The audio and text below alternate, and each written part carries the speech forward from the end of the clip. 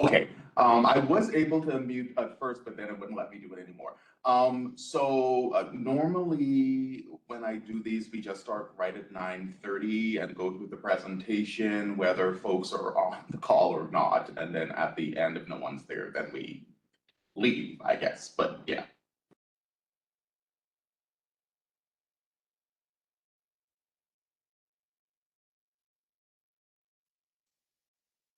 Perfect. We will go ahead and get going then. It is 9:30. Just a reminder, there should have been an announcement that just played, but we are recording this session. So with that, good morning, everybody, and welcome to the contested case hearing for the Board of Peace Officer Standards and Trainings Rulemaking Project under revisor number 4850 and the Office of Administrative Hearings docket number 24-9007-39670. We're going to go through some background information on the hearing today, and then discuss the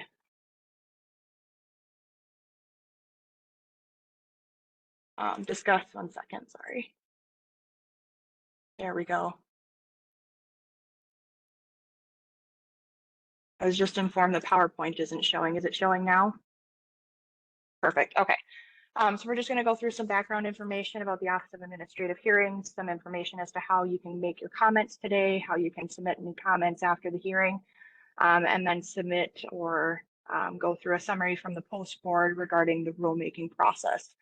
So OAH renders justice through fair, timely, and impartial hearing and high-quality dispute resolution services. OAH is independent from the board and all other parties in this proceeding. And the purpose of the hearing today is to allow the board to present its case and to receive public comments. Just know that your participation, those of you that are here, and those that will be submitting comments after the hearing today, your participation matters. Participation in the rulemaking process is essential to the development of a fair and thoughtful public policy. And thank you in advance for contributing any of your thoughts, comments, expertise, and experiences to this process. So the key issues for the hearing today is, does the board have legal authority to adopt the proposed rules? Has the board fulfilled all relevant legal and procedural requirements to promulgate the rules? And has the board demonstrated the need and reasonableness of each portion of the proposed rules? As I mentioned earlier, the roadmap for today is we're going to have these beginning remarks. We're going to introduce those that are here from the post board, and then go through the exhibits that were tendered and are available for the public to inspect, and then open it up for public comment and questions. There are several ways to submit comments to the Administrative Law Judge Butler, who is here presiding over today's case. One way is you can offer oral comments during this hearing, which would be during this time now. You can offer written comments electronically by mail or by fax. The electronic way to do it is through a platform called e-comments that the Office of Administrative Hearings runs. The link for that is displayed on the screen, or if you prefer to mail in comments, the address is listed below. Just make sure that you do the attention and then list the docket number for today's case. The preferred method for written comments is going to be through that e-comments website. The link there is going to be below, and there are step-by-step instructions as well with the Office of Administrative Hearings on how to go about doing that. For oral comments today, at the bottom right-hand side of your screens, there should be a little chat icon that shows up in the form of like a speech bubble. If you would like to chat, or if you would like to provide oral comment today, go into that, hit direct, and then directly message staff member Sarah Zastrow. She's going to be our comment facilitator today, getting people up on deck and stuff for comments. Go directly and we'll put you in the queue of the order received. We do have several people through the pre-registration process who indicated that they wanted to provide oral comments today during the hearing. Of those who pre-registered and indicated they would like to provide comment, this is the order that we're going to be coming to you all. So first is going to be Richard Hodgson. Second, Rich Graves. Third, Todd Glander. Fourth, Mark Empting. And fifth, Kyle Burton. If you no longer wish to speak or provide an oral comment, go into that message chat feature and message Sarah Zastrow directly and let her know that you no longer wish to be on that list. If you are attending by telephone, which it doesn't look like we have anybody, but if you have to switch to telephone or anything like that, press *3 on your telephone keypad to raise and then lower your hand, and we will add you to the list. Phone numbers only show up with the first 4 and last 2 digits, so that's how we will be identifying you if anybody does dial in. And then, of course, when you come on to present your oral comment, make sure you please state and spell your first and last name. So the process for presenting oral comments today, for those of you attending by WebEx, go ahead and turn on your video by clicking the video icon when it's your time to present and speak. Make sure everybody has heard today. Please limit your initial comments to 5 minutes. You can always come back and return to the queue and message Sarah saying that you would wish to present or speak again, but try to just keep that initial comment portion to 5 minutes just so we can make sure that we get through everybody. Our objective during this hearing process is to hear from as many different people on a wide range of topics and as time permits today. Remember that there are other ways to comment. So if you wanted to comment today orally, you can also provide written comment, or if you don't comment today orally, you can provide those written comments by e-comments, mail, or fax. And then tips again for the oral comments today, make sure again that you state and spell your first name before providing your comment. If you're commenting on behalf of an organization, make sure that you identify that organization.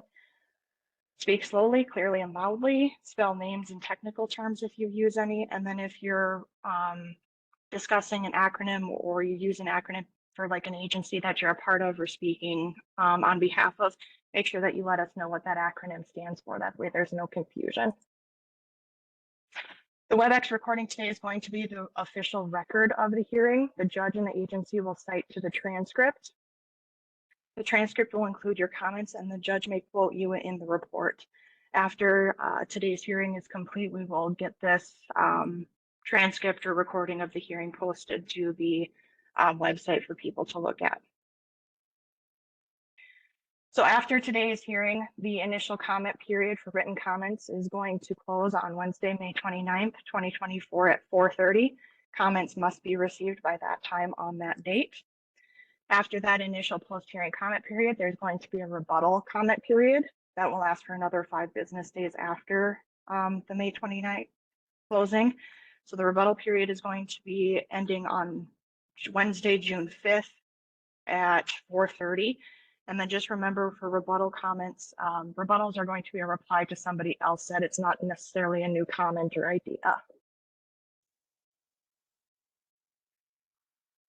After the comment period's all closed, the judge will issue a report. Judge Butler will do that within the 30 days. And then the report will be able to be viewed once it is completed via those 2 links that are listed there below. We'll also make sure that that gets posted on the Post Board's website for people to be able to find and look at. And then just a required reminder for any lobbyists out there, you must register with the Campaign Finance and Public Disclosure Board, and there's a link there. All right, moving on to the agency panel and rulemaking summary from the Post Board. So the Post Board's presentation today is going to include introductions of staff who are present here, statutory authority rulemaking process exhibits, proposed rule, need and reasonableness, the 30-day comment period submission, and then a comment from the executive director. Post Board staff that we have here today listed as witnesses from the SONAR are going to be Executive Director Eric Mislet, Assistant Executive Director Mike Munsrud, Angie Rohow, who's a Standards Coordinator Supervisor, myself, Alicia Popolski, who's the Rules and Legislative Coordinator, and then Chair Luke Hennon from the board. So covering statutory authority, the Post Board was granted statutory authority by Minnesota Statute 626.843 and 626.845. Those statutes give the Post Board the authority to adopt rules related to the education, training, and licensing of peace officers. And then more specifically under Minnesota Statute 626.843, Subdivision 1-6, the Post Board was given the task by the legislature to create an adoptive list of rules that list of minimum standards outlining conduct that may negatively affect an individual's ability to perform their duties as a peace officer. That portion is known to law enforcement as the 6700.1600, the standards of conduct section of the rules. So just covering a couple of the highlights of the rulemaking process. The exhibits are going to cover this a little bit more in depth, but the board's rulemaking process followed the requirements described in Minnesota Statutes Chapter 14, which included the submission and approval of an additional notice plan. The request for comments, which was posted in the state register on December 18th, and statement of need and reasonableness was completed on February 2nd, and then subsequently tendered to the legislative reference library, legislators, and the Legislative Coordinating Commission. Dual notice was posted in the state register with a draft of the rules on March 18th, 2024. Following that dual notice is where we had that 30-day comment period, which we'll be summarizing a little bit later. And then the consultation was done with Minnesota Management and Budget. So all of the exhibits that were tendered to the Office of Administrative Hearings, specifically Judge Butler, by the Post Board, are on the Post Board's website under the current rulemaking activity webpage. On that webpage, there's a drop-down titled R4850 Hearing Details, and there's the link to that. The exhibits demonstrate the board's compliance with the rulemaking process and correspond to Minnesota Statute 1400.2220 subpart 1, items A through K. So when you're looking at those exhibits are going to be named specifically with those item numbers. This is just a little snapshot of what the current rulemaking activity webpage looks like, and that red arrow there is where you're going to find the drop down in all of those exhibits posted. On that, excuse me, in that section as well, you can find a copy of today's slide deck presentation. So going through the exhibits, Exhibit A is going to be a request for comments as posted in the state register. Exhibit B and J, as they correspond to the statute, those were not applicable in this rulemaking process, so therefore they are not included. Exhibit C is going to be the reviser's rule certificate and rule draft. Exhibit D, the statement of need and reasonableness. Exhibit E, the certificate and transmittal letter showing the sonar was sent to the legislative reference library. Exhibit F is the dual notice is posted in the state register. Exhibits G1 through 3 are going to be different certificates of mailing notice of the dual notice, and then the rulemaking notification lists their accuracy. Exhibit H is going to be emailing the request for comments, a certificate stating that that was done per the additional notice plan. H2 is similarly then is the physical mailing of the notice of the request for comments. Exhibit I is going to be the written comments received during the 30-day comment period. I2 is the agency response to those comments. And then we have K1 through 5. Those are going to include the certificate letter saying that the sonar was sent to the legislators and Legislative Coordinating Commission, order of review on the additional notice plan, response from Minnesota Management and Budget, and the letter to them are going to be K3 and K4, and then the certificate of sending a hearing of notice to those who requested a hearing certificate for today's hearing.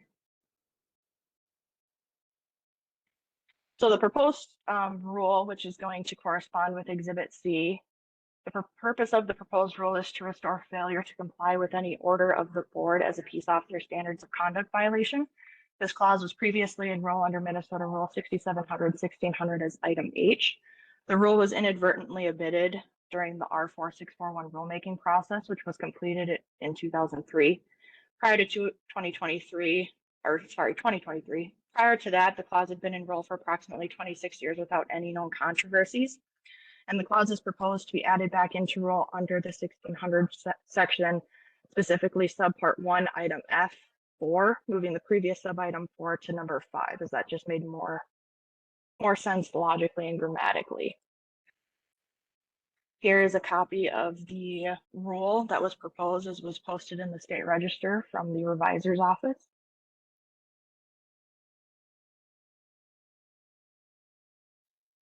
So then when discussing the need and reasonableness of the rule, which was going to correspond with Exhibit D, the purpose of the rule would allow the board to enforce its orders via the procedures described in the Minnesota Statute, Chapter 14 and the Administrative Procedures Act.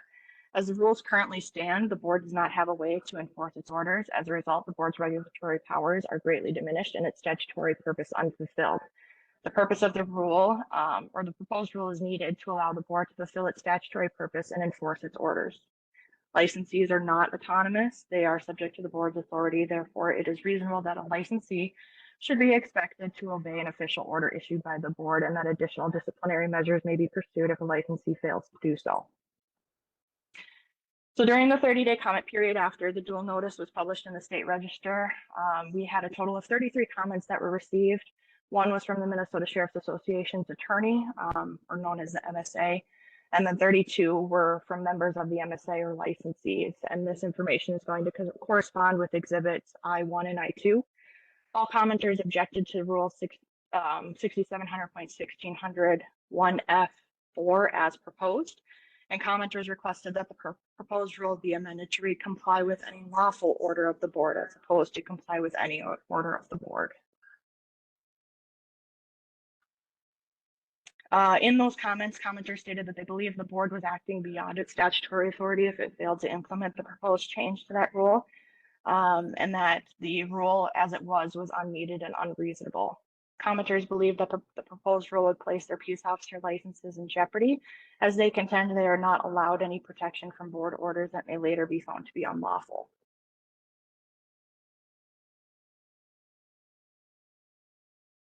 So during the 30-day comment period, those comments were reviewed, and the board voted not to make the suggested changes for several reasons, and this is going to be more specifically addressed in Exhibit I2.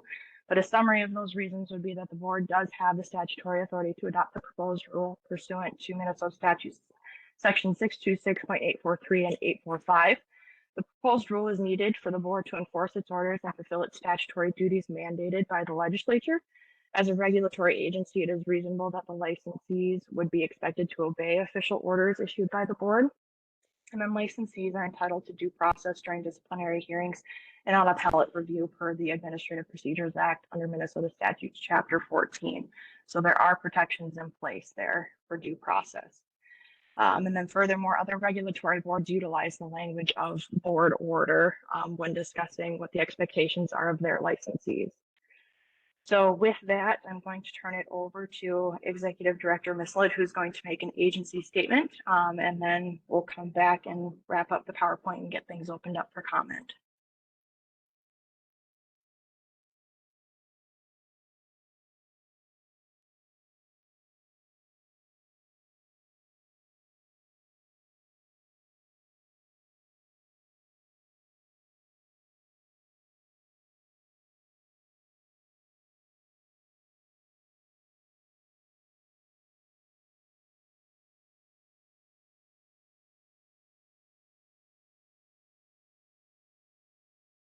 Sarah, are you able to make Director Misled a presenter and unmute him, please?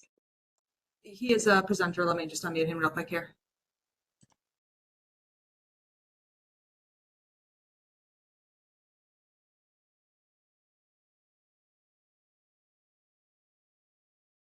It's not allowing me to unmute him. Is he unable to unmute himself?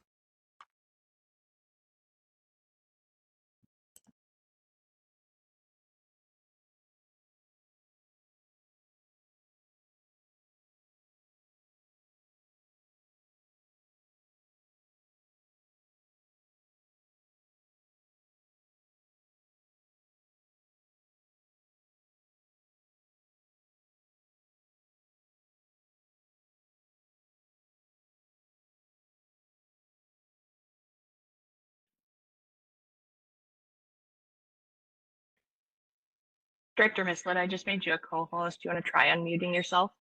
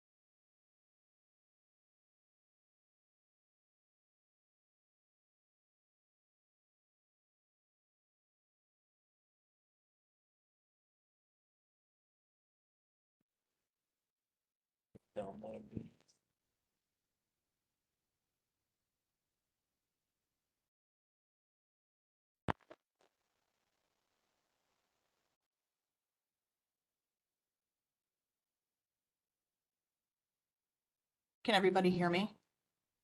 Yeah, okay, cool. All right, I have your seat. Yes. Sure. Okay.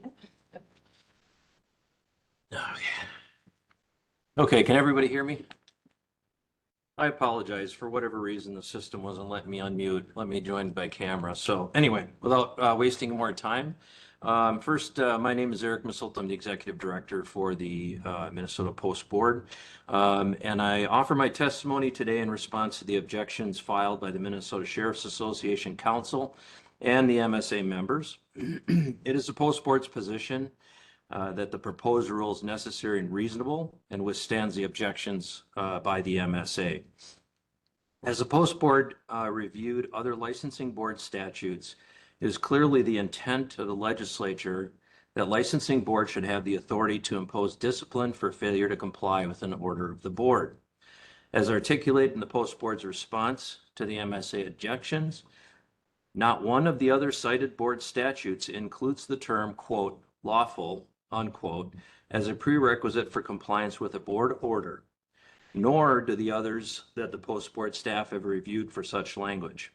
It is common and considered reasonable for licensing boards in the state of Minnesota to either have a statute or an administrative rule that includes violation of a board order as grounds for discipline without the proviso of lawful. The MSA letter does state on several occasions that an order of the Post Board may be found to be unlawful or improper at a later time or after the fact, and therefore the need to include the word, quote, lawful, unquote, as a qualifier. While that is a possibility, there is already due process in place through the Administrative Procedures Act or the APA to address such a situation should it arise. Thus, there is no need for the proviso of lawful. More problematically, the potential implication of the MSA's argument is that an individual licensee has standing on their own to determine whether a board order is lawful or not. One might conclude that the intent of this objection lays the groundwork to allow a licensee to unilaterally refuse to comply with an order of the Post Board, irrespective of due process under the APA. The MSA says that it is, quote, concerned that the proposed amendment could result in disciplinary action based upon an alleged violation of a Post Board order that is later determined to be an adverse action based on an unlawful rule or order. The Post Board does not, nor can it, impose disciplinary action on alleged violation as is stated here. Discipline is only imposed after due process is followed under the Administrative Procedures Act. The MSA's statement seems to object not only to the board's authority to impose disciplinary action on the basis of violating an order, but also a rule. The fact is that any licensee currently has the ability to cite an improper application or legitimacy of a board order and potentially a rule as part of the due process afforded at a contested case hearing or to seek further appellate review. There are remedies included in law that would vacate, rescind, or otherwise restrict the board's ability to impose licensing discipline if an order is in fact found to be improper or illegitimate in some way. Absent from the MSA's objections is any recognition or acknowledgement of already established due process for licensees to challenge proposed disciplinary action through contested case hearing or to seek appellate review of a board order. Other than to express suspicion regarding the motives of the board, the MSA fails to explain why the Post Board should be treated differently than other licensing boards. Finally, and importantly, at no point does the MSA offer proof or objective information that would support an assertion that the board has had a practice, currently or in the past, of issuing unlawful orders. Indeed, the bulk of the MSA's objections to the rule amendment appear to be an attempt to relitigate the previous Post Board rulemaking efforts that concluded in June of 2023. The MSA expresses what it calls, quote, grave reservations, unquote, about the 2023 rules and implies overreach by the board, as well as dissatisfaction with the results of a rigorous and legitimate rulemaking process as required by law. The Post Board engaged in rulemaking in a very open and public way as required by law. The fact is, the Post Board in its rulemaking of 2023 followed the law and administrative procedure. The MSA's comments and objections at that time, as well as those of other interested parties, were included in the rulemaking process.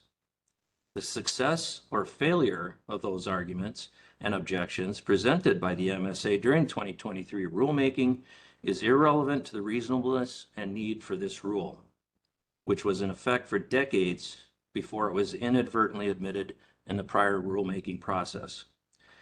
During the decades that this rule has been in place, there were no known challenges or objections to the rule, including from the MSA or any other law enforcement organization or licensee.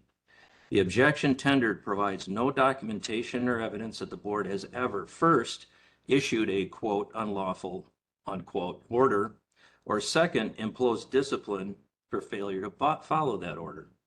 This alone calls into question the MSA's position that the word lawful is a critical and necessary inclusion in the proposed rule amendment for it to be reasonable. For these reasons, and in the interest of maintaining the integrity and legitimacy of the Post Board's authority, in line with other licensing and regulatory boards throughout this state, the board asks that the MSA's objection be rejected and the rule amendment be approved as reasonable as necessary. In closing, I thank you for the opportunity to counter this objection and offer support for the proposed rule amendment, and I apologize for the technical difficulties. Thank you.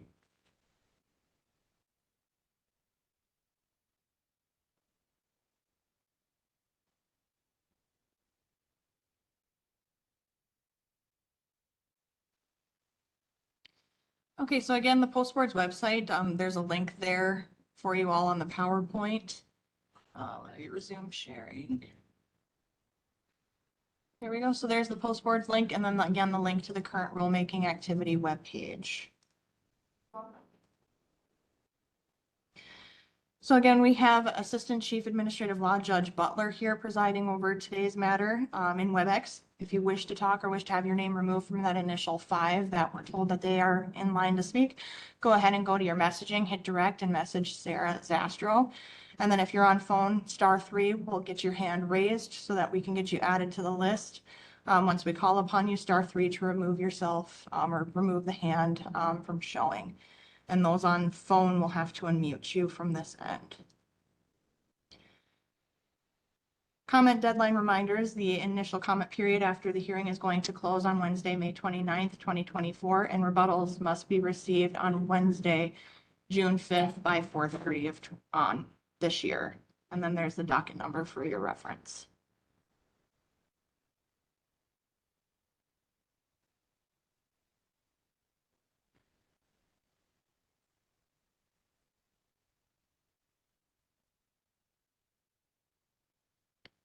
Why?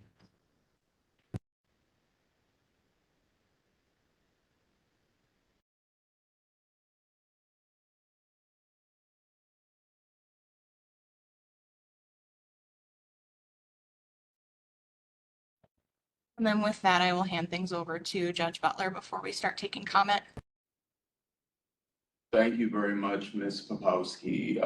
Once again, my name is Christian Butler, and as has been stated, I am the Assistant Chief Administrative Law Judge, Minnesota Office of Administrative Hearings. As has also been stated, we are a neutral, independent fact-finding court, and we are not associated with any of the parties involved in this matter today. A few things I just wanted to iterate, just because they are important. If you are going to be submitting any written comments, please do be sure to include the docket number. Without that, there will be no way for us to properly track where those comments should go. Again, please do make sure to speak loudly and clearly, slowly, state and spell both your first and last name.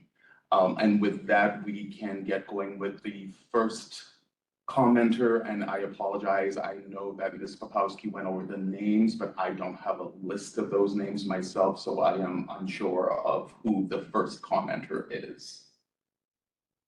The first commenter will be Richard Hodgson, and he'll be followed by Rich Graves. Thank you very much. Please feel free to unmute and turn on your video.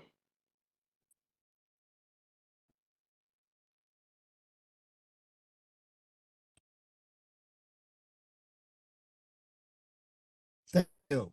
Took me a couple of hits there to unmute. For the record, my name is Richard Hodgson, Your Honor. Good morning, and the last name is spelled Hodsdon. As has been indicated, I am General Counsel to the Minnesota Sheriff's Association, position I've held since 1987. And just so the court has a bit of background, I was also for 8 years Attorney General, the Post Board's very first lawyer from 1978 to 1986. So when the organization talks about the history and I want to give the court some context. And I will recognize the time limits and be brief and comments.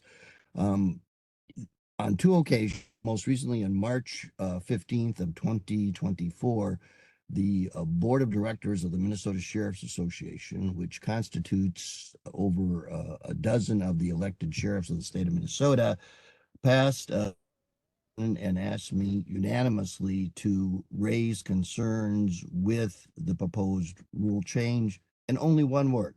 The post board rule that gives concerns is its refusal, I think, heightens the concerns to insert the word lawful or legal in front of the word order.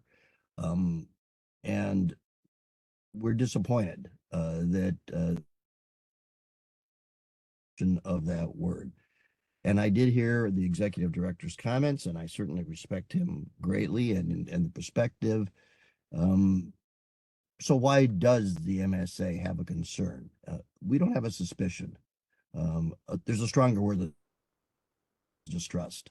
Law enforcement has been involved in licensed peace officers, and I just taught a class yesterday of over 24 peace officers.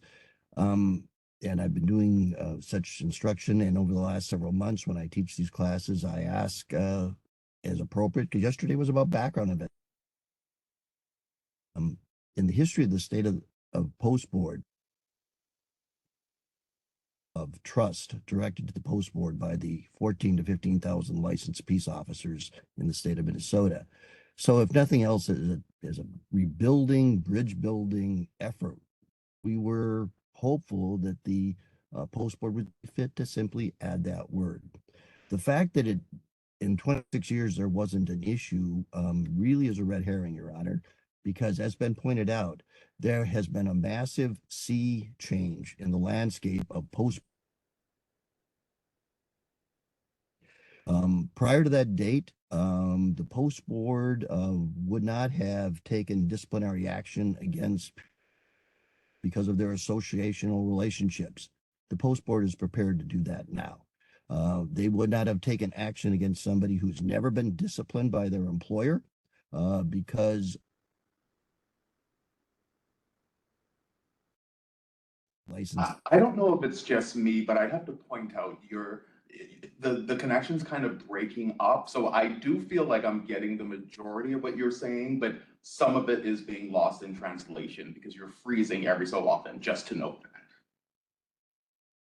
That's for that, Your Honor. I'm not at a solid desktop. I'm working off my iPad simply because I'm about to head out to Texas to teach law enforcement discipline and liability.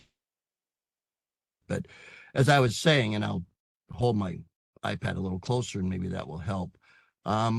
We now have a Post Board that has unprecedented authority over the professional law.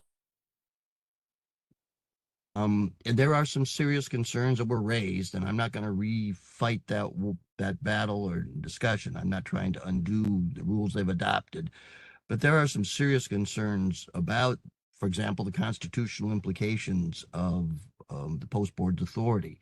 And the reason that sheriffs, perhaps as elected officials and elected chief law enforcement officers of their counties, why they are concerned is there is a distrust that at some point the post board may order them to take action against one of their subordinates that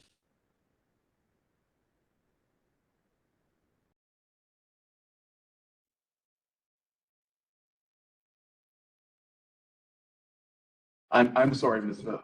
Hodgson, like, I did not, the last thing I heard you say is take action against one of their subordinates, and I heard nothing after that. all right, take action against their subordinates. Investigation right now, a claim that a licensed officer was subject to investigation for involvement with a suspect group of individuals. That has clear implications, and I understand were to take acts of a sheriff, that they do have due process rights in the form of an administrative hearing in front of people such as yourself. But sheriffs are elected officials. Is the damage to them and to their license and their livelihood and their profession simply can be done by the ordering of the hearing and the process. You can be exonerated all you want, and keep your license, but that doesn't mean that there will not be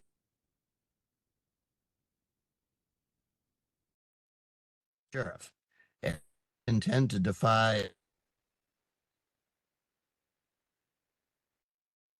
In fact, I can commit to the court, to the post board, that would probably be a very rare event. But there's no downside in having them a possible defense in an administrative law hearing. The Sheriff's Association contemplated, in all candor, bringing a declaratory action, as could have been done under Chapter 14, to proactively attack the validity of the rules after they were enacted. We tried to recognize the legitimate advance the profession and chose to stand down and not do that. Account realities of what a Clio is obligated to do. There may be post board directives issued at some point that sheriffs don't have the authority to implement. And if they have, and if that's the case, whether it's personnel matters that are subject to collective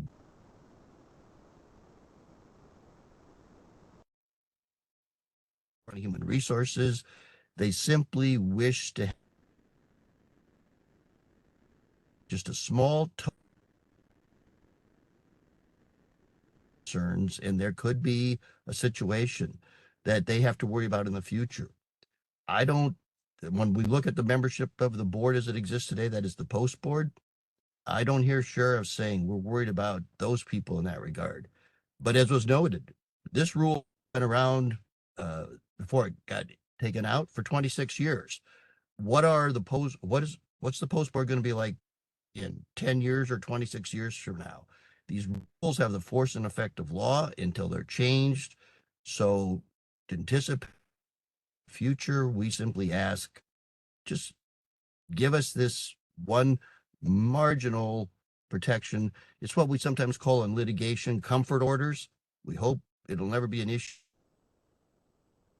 This isn't intended to plan a rebellion to undermine the rules and the statutes and the authority of the post board. It is simply to protect the Clios who are licensed in Minnesota. And I'll just have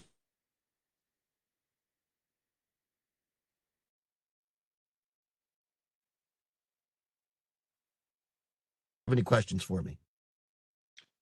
Mr. Hodgson, excuse me, I heard you say unless I have any questions for you. I will say, I did get a lot of what you commented today, but a lot of it unfortunately was lost in translation. It's not the best connection, unfortunately. So I'm not trying to make you do any more work, but to ensure that I get the entirety of the content of your comments, if you would consider maybe filing some written comments before the comment period is closed, that may be beneficial, just because I'll be honest with you, sir. Like I said, I feel like I got the crux of what you were talking about, but quite a lot of the details did get lost there. So, and I just want to make sure that I hear everything that you are saying on behalf of the association. So I just wanted to know that, sir. I will do that, Your Honor. Is that to be submitted to through the? You cut out again. So what I would say is the information that Ms. Popowski placed on that one slide earlier, so you can submit the comments directly through the OAH link that was there, or you can do it through the board site. Either way, the information will get to me. So I will just leave that up to you, sir. Thank you. And I lost you again. I apologize. All right. Thank you very much, Mr. Hodgson. I do appreciate your comments. And again, I look forward to reading any written comments that you would submit. And next up, I believe, is Rich Graves.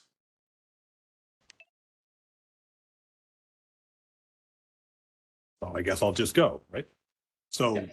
I'm Rich Graves, RICHGRAVES. I am not currently, is that true? Yeah, I'm not currently employed by any law enforcement or other government agency. I was I think for about over 20 years, I was employed in the cybersecurity field, including as a member of FBI InfraGard, kind of the civilian coordination. And I'm former membership chair of the presidentially chartered Research and Educational Networking Information Security Advisory Center. So I have worked with a lot of cops. There is a man, Alex Zasti, in prison in California today for the murder of Kim Baroni. And we helped, with some friends, we helped provide digital evidence to put this basically drug cartel member in prison. So today I'm speaking in my individual capacity for identification purposes only. I was a delegate to the DFL, Democrat Farmer Labor Party convention in 2022 and will be again in 2024 in Duluth. I've also testified publicly in front of the Minnesota Secretary of State, Steve Simon, and the Minnesota Elections, Finance, and Policy Committee on January 18th, 2020 in favor of current legislation. That was with the Faith in Minnesota Political Action Committee and We Choose Us. I also appeared at the Minnesota Capitol on dates including December 7th, 2022 in room B971, the press conference room. I'm the person in the blue Faith in Minnesota Political Action Committee t-shirt with the members of the public safety committees of the Minnesota Senate and Minnesota House publicly supporting the December 9th, 2022 position of the Minnesota Post Board that turned into the January 2023 changes in regulations. Specifically, the original unanimous vote was to specifically say that members and supporters of, I think it was extremist, anti-government, white supremacist organizations should no longer be licensed as peace officers. That was, I believe, correctly, for First Amendment reasons, modified to simply extremist hate groups, regardless of point of view, which I think is appropriate.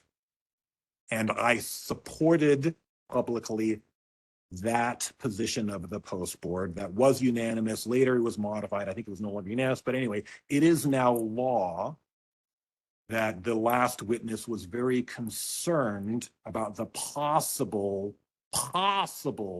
First Amendment implications. If and only if due process is not at some future date followed, then maybe they want yet another layer to keep litigating forever. And I agree with the post board. Basically, let's not be ridiculous. If you need to litigate with due process, I support the lawful actions of law enforcement officers. I support the limited notion of qualified immunity, not absolute immunity, qualified immunity, so that if a Minnesota licensed peace officer makes a mistake and kills someone, for example, they have qualified immunity for that. However, if as has occurred 3 or more times recently,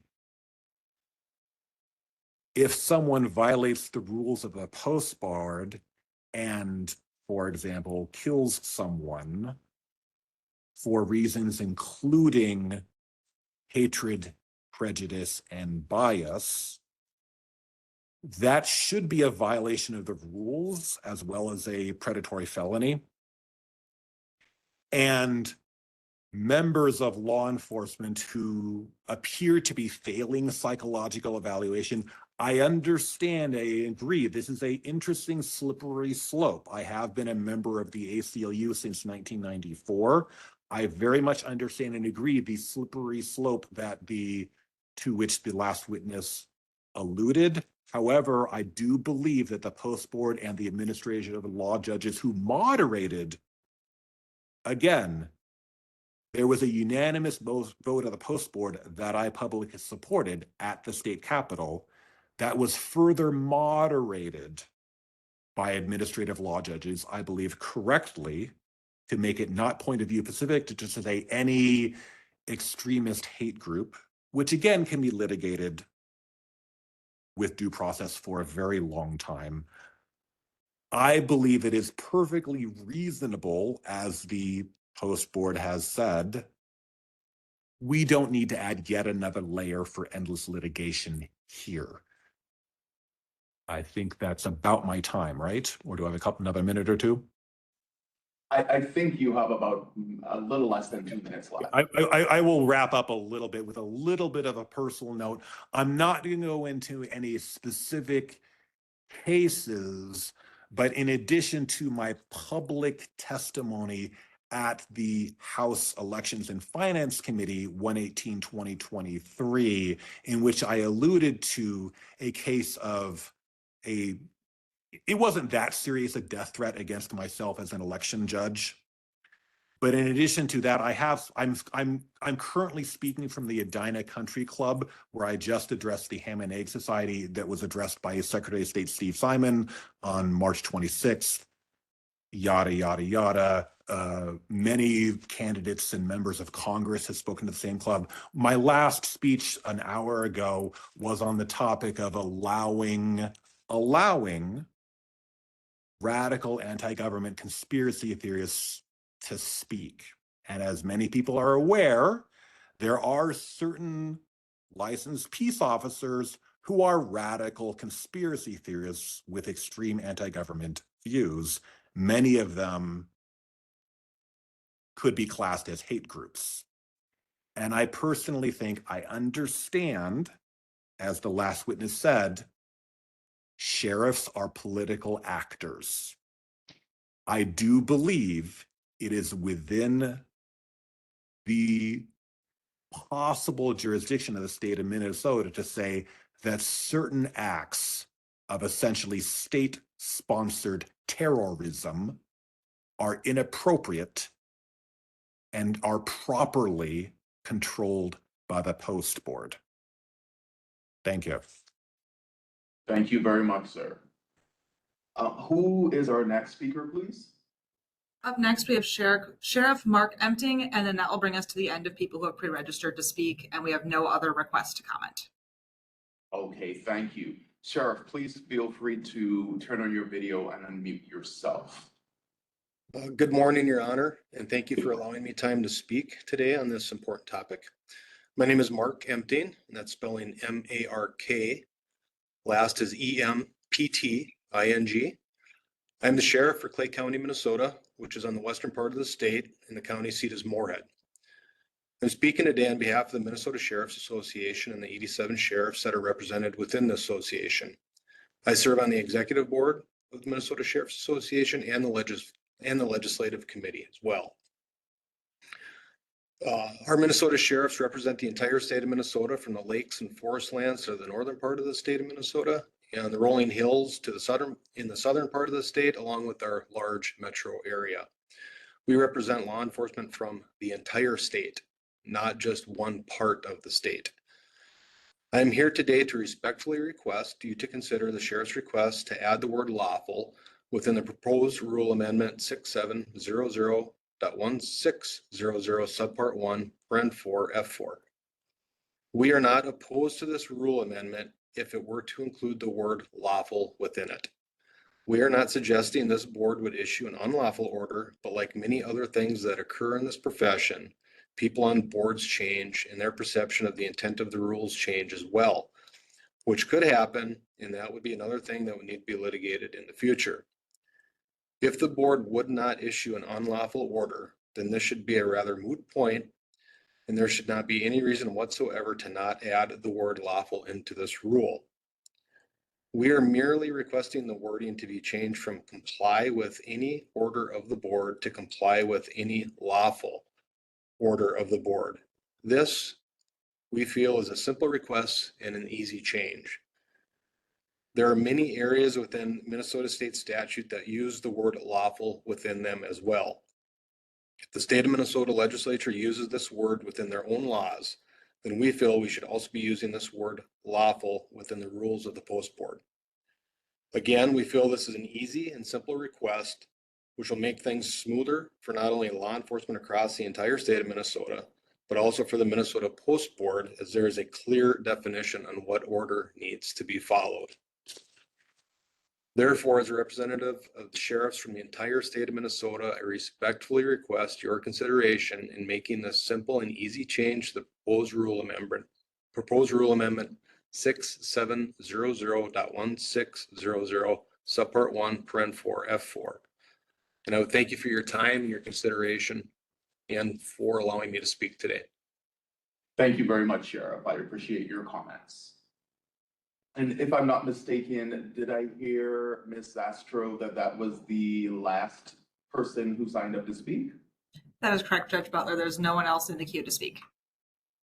Okay, so we do have more time, so I'll just give it a little bit of time to see if anyone else would like to relay any more comments. If so, please feel free to send a direct message to Sarah Zastro. And it's 10:23. If I don't hear anything by 10:24, then I think that we would be okay to wrap up today. But I would turn things back over to Ms. Popowski before we sign off, just to verify that. So again, if anyone else would like to give comments, please feel free to direct chat Sarah Zastro. And I do hope I'm pronouncing your last name correctly. If I'm not, please excuse me.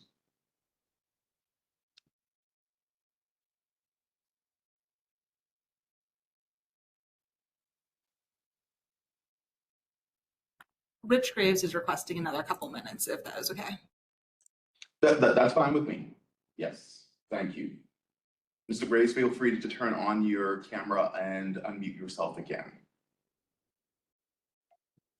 Yeah, thank you. I was expecting other witnesses, but I'll be somewhat brief. So I understand and accept.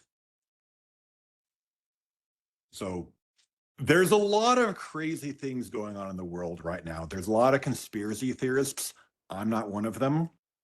I understand and accept that the omission of that 26-year-old rule was inadvertent. And I'm not going to make up any conspiracy theory about that. However, and I do need to be a little careful, these cases were dismissed. So if you look up mine, I'm not going to mention any specific cases, but if you look up my name on MCRO, for example, one would find, and I will very carefully work with attorneys to figure out what I can put in a written statement.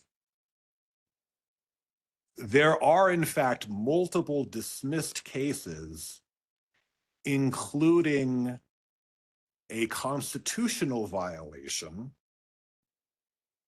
where I believe I have specific examples of Rice County, Minnesota licensed peace officers who would be in scope for these rules and deliberately violated these rules. And on their badge cameras stated, I believe, although they did not cite a specific rule, they stated specific intent to violate not necessarily the rules, but the recommendations of the post board, because a Minnesota licensed peace officer in September 2023 knew that this rule that we're talking about was inadvertently removed, and therefore they did not need to follow it. So I'm not saying this is on purpose that this rule is omitted, but I can say that police officers are, and I won't get into too many details, police officers are very much aware that they are currently allowed to violate rules and orders because there is no enforcement. And I'll pass. Thank you again, Mr. Graves. 10:26, I'm not sure, did we receive any more requests to comment? We have not received any additional comment requests. Okay, thank you very much. At this point, I will turn things back over to Ms. Bukowski. Again, thank you very much to everyone for participating. It is true, these are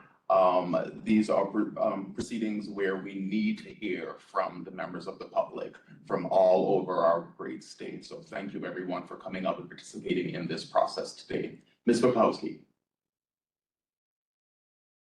Thank you, Judge Butler. We did receive some comments during the hearing today that the OAH's e-comments website was not working. It looks like on my computer now that it's back up and running. So those of you that had questions regarding that, it looks like that link is up and running. If you run into any other hiccups or issues, make sure you email me. I believe everybody, if not most everybody here present today, has my email address. So just know I'm always available to you to help answer any questions or get you directed to where you need to be to make those comments in writing. And that is all I have. So thank you for your time today, Judge Butler. Of course, of course. Thank you, everyone. Have a great day. Take care.